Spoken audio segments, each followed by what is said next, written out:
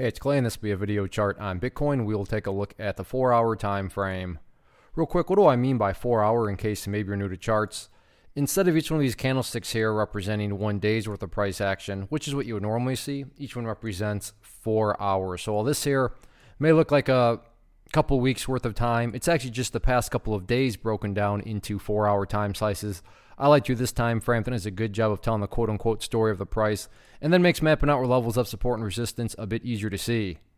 As a friendly reminder, cryptos are open 24/7. So if you're watching this video 15-20 hours from after I post it, then yeah, the chart is going to look different for you. But my goal here from the presentation viewpoint is to keep this video relevant for as long as possible.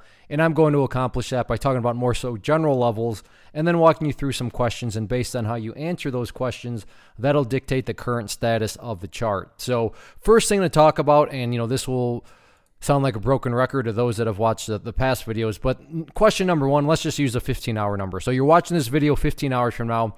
Ask yourself, where's the price at relative to that trend line right here that I've drawn? And that's going to kind of dictate and tell you the current status of the overall trend. Now, if you want to use the purple line there, which on my chart is denoting the 50-period simple moving average, you could use that too. But they're both kind of one and the same in the sense of they're telling you the current status of which direction is the drifting going. As of right now, yeah, the price is slowly but steadily drifting upwards, or in technical jargon, trending upwards. So again, if you're watching this 15 hours from now, where's the price at relative to the 50 period or that trend line right there? Basically, if the price is still up above 4,000, then the bulls are still in full control of the chart. So that does imply that you could be watching this 15 hours from now, and maybe there's been more of a pullback. However, as long as the price, it could have pulled all the way back here to 4,000. But even at that time, what would that still be giving you? That would still be giving you, up above this green line. And heck, the price could actually come down to that green line. And even if it did that, what would you have in this situation? Well, you'd have a set of lows there. You'd have lows there, lows there, lows there. And if you envision each of those as stair steps, well, these overall stair steps are still progressing in the upwards direction, and that's what you want to see. That's what a truly strong move is going to do, is going to make progress upwards.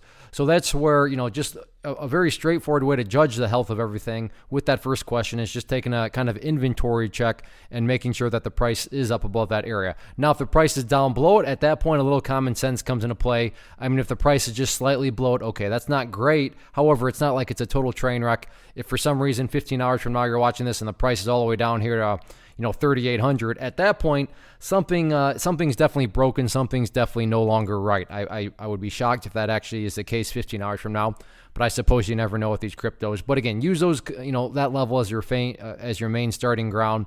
And then on the flip side, again, kind of going back to some common sense and gut instincts.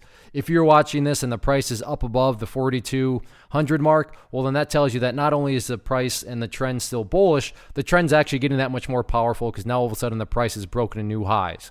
So use 4,200 as that kind of mile marker too, with the price. Obviously, if it's up above there, then by definition, it would be up above the trend line, and it would be even higher, which implies a strengthening of the trend. So all in all, use these couple of general levels, ask yourself those questions, and that'll keep this video relevant as long as possible.